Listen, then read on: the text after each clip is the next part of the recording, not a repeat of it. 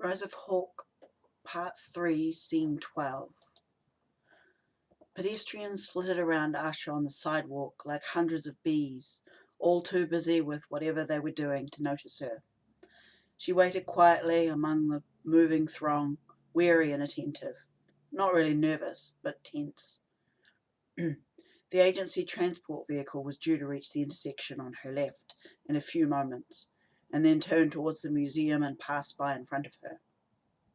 She felt the odd static encapsulated mental touch of Hawk shimmer for a moment. The itchy black wave flowed from him and over the surface of her mind, making her face tingle oddly. She suppressed the urge to shiver as the hairs on the back of her neck lifted. The fact that he lived with this odd sensation as a time speaker every day still confounded her. She would find it so irresistibly distracting. But at least it was a helpful sensation, because the static shimmer meant that it was time to move. Careful to remain calm, she dodged the perpendicular flow of pedestrians across the pavement and into a gap between two parked cars. With her back to the flow of people, she lifted a silenced handgun from her dark wool jacket and flicked the safety off. She counted her breaths before the vehicle arrived at the nearby intersection. 1, 2, 3. At the intersection, down the street, she sensed the distinctive deep red of her old friend Orion and the frightened minds of 3 young children. The driver and the other adult in the van were both ice-cold calm, probably telepaths. 4, 5, 6. The vehicle pulled through the intersection as the lights changed, and they drove towards her. Asha aimed her weapon, waiting for the next signal from Hawk, the flicker of static across her energy. When it came, she fired 2 shots in quick succession and took out the tyres on one side of the vehicle. The driver tried to keep control, but it shifted into a sideways spin. There was a high-pitched screech of overtaxed brakes before the agency vehicle came to an abrupt halt in the middle of the road. The car stopped exactly perpendicular to the traffic, with its nose and tail facing their respective sidewalks. Other cars braked hard to avoid them, but no one hit the stalled agency vehicle. When all traffic had stopped, shock washed through the street and filled the area with an odd silence. Asha stepped out onto the tarmac. The driver was checking that the passengers were okay and didn't see her approach. She reached an angle where any through bullets would not hit the passengers, aimed low and fired. The side window cracked and the driver slumped over the wheel, dead. She returned her weapon to its holster under her jacket and pulled the back door open. Immediately inside, 3 little faces looked up at her with wide eyes. All 3 children were blonde and blue-eyed. Asha? Another face ducked down to look at her. You're alive? She hadn't seen her friend Orion for 6 years, but she looked almost the same. Arai's ice-blue eyes were lit with that mischief they shared. A little sideways smirk added to the familiar personality. She grinned at her across the width of the vehicle. You had doubt? Not doubt, Arai laughed. Only suspicions. How did you survive 4 years on the run? Krina's magic pixie dust? She chuckled. It's a long story. I hope one day I can tell you the whole thing. Sitting next to Orion was a very beautiful woman. Her long, ethereal face was partially covered by shoulder-length blonde hair. Her thin, waif-like body made even the short, lithe figure of Orion look a little plump. Asha focused her smile on this woman. You must be Gwen. I'm Asha, Hawk second. You guys need to get out now. The crash alert has probably already gone off. We don't want to be here when the rescue unit arrives. Gwen nodded and shuffled out of the car with a young girl who would not let go of her. The girl looked up at Asha with big, bright blue eyes, and she sensed a flicker of black static behind that blue. She knew then that the girl was important to Hawk's plans somehow, more so even than Arai or this tourist fellow. She gave the young girl a gentle smile to reassure her obvious fear. Glancing back up at the girl's mother, she pulled a sealed parcel from out of an internal jacket pocket. Hawk gave this to me himself. You can trust its contents. Gwen took the parcel with a quiet nod, but she still seemed anxious, even with that reassurance. Asha noticed then, as the woman's hair moved out of the way for a moment, that one side of her face was badly bruised, as if someone had beaten her.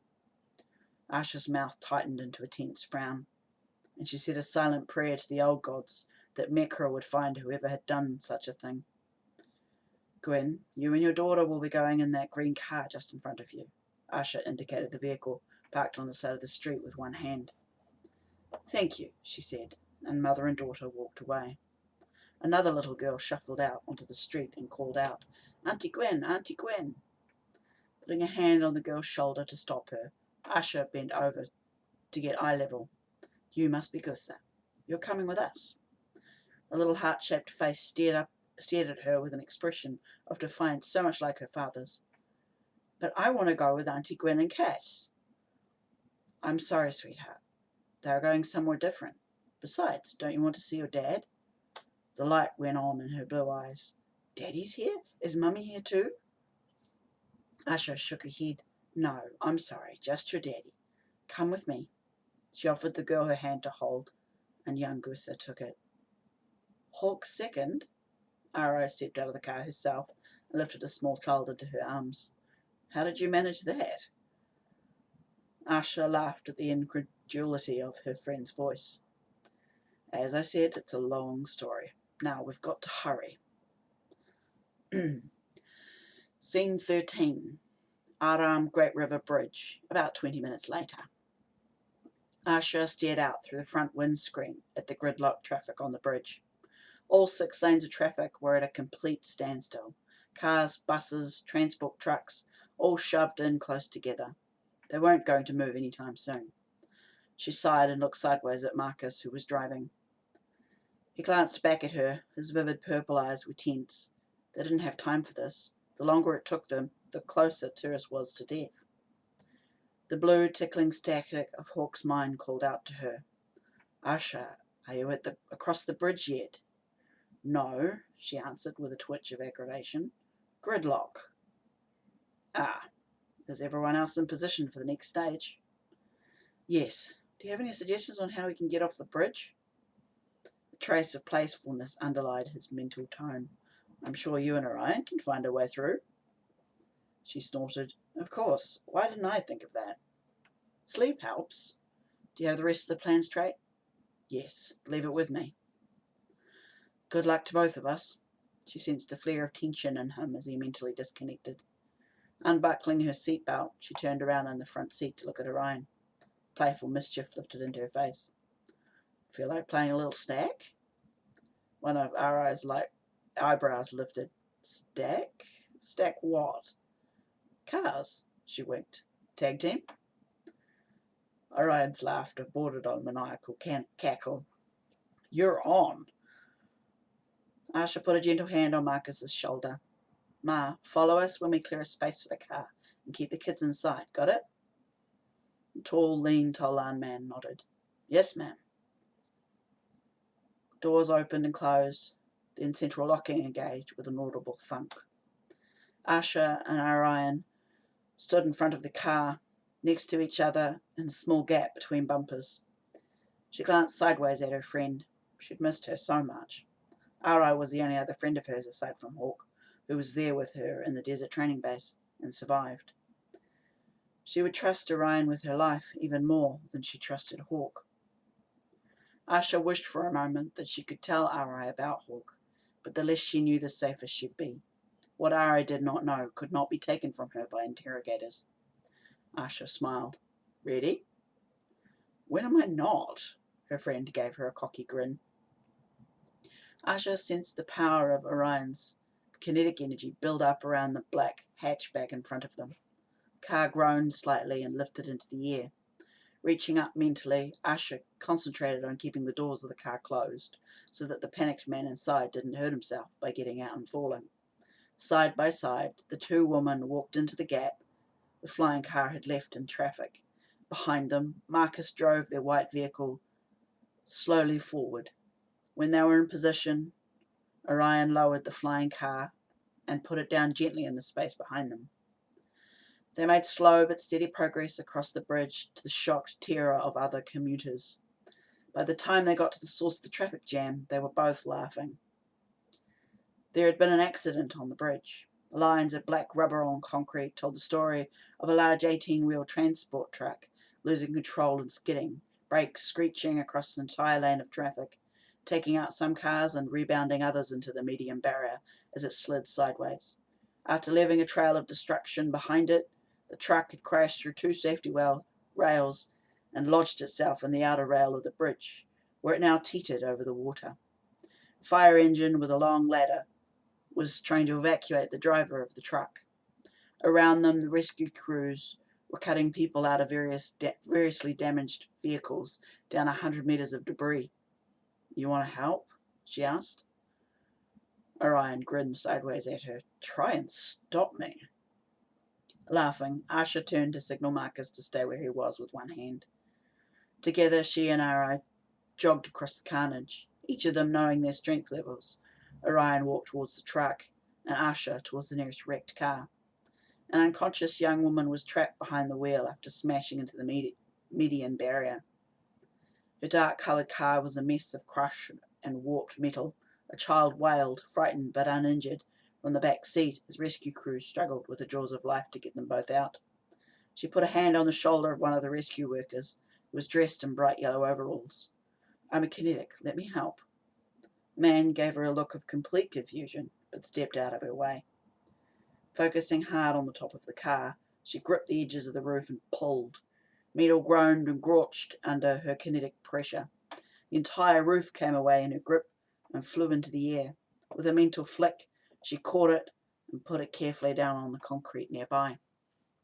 Reaching with her mind, she lifted the child, still in his car seat cot, out of the back and put him gently on the ground. With the child safe and being checked by paramedics, she got to work on the framing around the trapped woman. She pulled the door apart piece by piece and started to bend the metal bar that had collapsed and trapped her inside. The rescue worker put a hand to stop her. "We don't know the extent of her injuries. We need to wait for the ambulance before we can fully free her." The man swallowed, and she sensed his fear of her, but that he wasn't letting it control him. He smiled tensely. "Thank you, whoever you are." She returned the smile with a nod and looked out across the bridge to where Ryan was standing. She'd already freed the driver, who was on the fire truck ladder, and she was waiting for them to get clear. A deep, pained moan of stressed metal sounded in the air like a beached giant whale. Asha watched as the entire truck pulled back onto the bridge. Front wheels spun slightly as they finally touched road surface again. When the truck settled down with all of its wheels on the tarmac surface, the silence on the bridge became palpable. Such a public exhibition of high-rating kinetic abilities was almost unheard of. She knew their faces would be all over the internet very soon, and the agency would arrive not long after. She walked towards Orion. Barna's deep, red mental energy reached out towards her. "Where are you, Asha?" "We got into a little trouble on the bridge. We're coming." "You'd better hurry. It's nearly midday. How's Gusa?" Asha grinned at the hopeful tone in the man's voice. "She's fine. Looking forward to seeing you again." "ETA?" "I don't know. Nearly across the bridge, so it shouldn't be long. Would you contemplate going without seeing Gusa?" "No, Asha. It's her or I don't go up. But hurry. My cousin doesn't have long." An ambulance siren sped towards them, very near.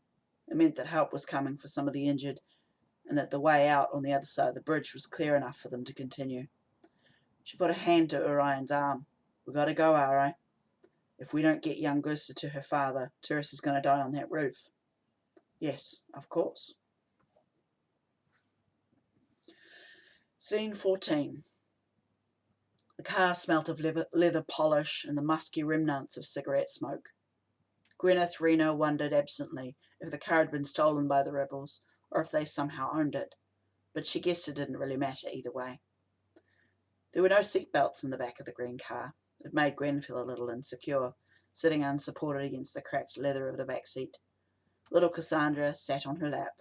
She hadn't spoken for 2 days, but Gwen knew if she just kept giving her daughter as much love as she could, she'd get over her fear and start speaking again. The package Hook Second had given her was a self-sealing postage bag. She ripped it open to find work papers and IDs for a new identity. A non-size certified work permit, and a lot of money tied up in little blue bricks. At the bottom of the bag, giving the package the bulk of its weight, was a small black handgun. She lifted the weapon out and checked it. It was fully loaded, safety on. She frowned at it in her hands. Why would Hawk give her a gun? Car slowed and parked on the side of the road. She looked up through the water-stained side windows to see they were parked on the wrong side of the road. "Have we arrived?" she asked, frowning at the back of the driver's head. Gwyn glanced at him through the mirrors. A shot of fear blew through her. He had ice-blue eyes. The driver turned around in the front seat, lifting a weapon to bear on her. David's sandy hair had grown long and scruffy. He looked like he hadn't eaten or slept properly for a long time, but he was still recognisable under all the mess. "Hello, Gwyn." His voice was icy calm. "Long time no see." Her arms tightened protectively around her daughter. "Let Cassandra go. I won't fight you if you just let her go." He shook his head slowly. "You know I can't do that." Her bottom lip trembled with her second wave of fear. His training was far superior to hers. If she fought him, she would almost certainly lose. Her eyes narrowed. "Unless I fight dirty." Reaching out empathically and telepathically, she searched for some chink in his armour. To her surprise, his mental surface was unshielded in the first few levels of his mind. She pushed and sensed a buried mind shield, which was good for appearing to be a non-side of most people, but it also had one weakness. She gripped the parts of his mind that were unshielded as tightly as she could. He cried out at the sudden pain and his body stiffened. Opening the car door, she lifted Cassandra out to stand on the pavement. She approached his door and pulled it open. Because of how tightly she gripped the unshielded parts of his mind, he was completely unable to move and therefore helpless. Holding Cassandra so that she faced away from what she was about to do, Gwen lifted her new weapon towards him and fired. No one was going to bully her any more. Scene break. From the corner of Cathedral Square, Nalana stepped off the curb and crossed the road towards the centre of town. She was in a state of shock, surprised and delighted, but total shock. Her nursing exam had been graded and she was rated top of her class with a 98% mark. Stepping back up onto the sidewalk again, she turned south down the street towards home. Skyscrapers towered above her, blocking out what little sunlight there was in the mostly overcast day. Busy pedestrians ambled past on both sides, all wrapped up warm against the chilly day, but she barely noticed the cold in her excitement. A proud grin slowly lifted into her lips and filled her entire heart-shaped face. "Top of the class!" she yelled, laughing and not caring who saw her. Overcome by joy, she spun around on the spot. She hadn't dared to even dream before she met Nathan and Marcus. Now she could. Now she knew that she was capable of so much more. On the day when the agency fell, the first thing she wanted to do was sign up to a bigger college and become a doctor. Perhaps a doctor for kids. She tried to remember the name for that kind of doctor. Pediatrician? She shrugged. Whatever the right word was, that would be something to work towards. The sound of a nearby gunshot punctured her joy. Her protective instinct took over and she faded empathically into the background. She manoeuvred herself around pedestrians to a corner and listened. Footsteps came towards her. A woman with long blonde hair walked past. She carried a little girl in her arms. They bustled past Nalana and into the crowds on the street. The woman's energy was angry and afraid, but also powerfully surprised, as if she'd just stood up to something that terrified her and she'd won. Nalana looked up the side street the two had come down. She was sure that the gunshot originated in that direction. For a moment Nalana turned, thinking it was best to walk away in case of danger, but up over the slight curve in the road she sensed someone in a lot of pain. She couldn't easily turn from someone in pain. It had gotten her into trouble in the past. But though fully aware of this, she was still drawn towards the source. She jogged up the curve of the hill and followed the sense of flaring pain to a car that was parked on the wrong side of the road. Both the driver's and passenger's door were wide open. She ducked around the driver's side and looked in. The man was slumped over the steering wheel. There were the unmistakable odour of gunshot residue and blood. Nalana leaned inside and brushed scruffy light brown hair from his neck to check his pulse. At her touch, the man flinched, and suddenly she was looking down the barrel of a weapon at cold blue eyes. The ice was so present and so familiar, she cried out. "By the gods, it's an agent," she whimpered in terror. "Nala," the agent said drowsily, "how is it you're so good at finding trouble?" His gun did not lower, but the ice lifted from his face. "Nathan, what's going on?" It was then all of the pieces in her mind connected together, and she realized what she should have already seen. Her good friend was a spy. She lifted her hands up submissively and tried to back away from him. "I won't tell him, I promise. Just don't." His voice was very quiet. "You and I both know how bad you are at keeping secrets. There's only one option open to me. Get in the car, Nalana."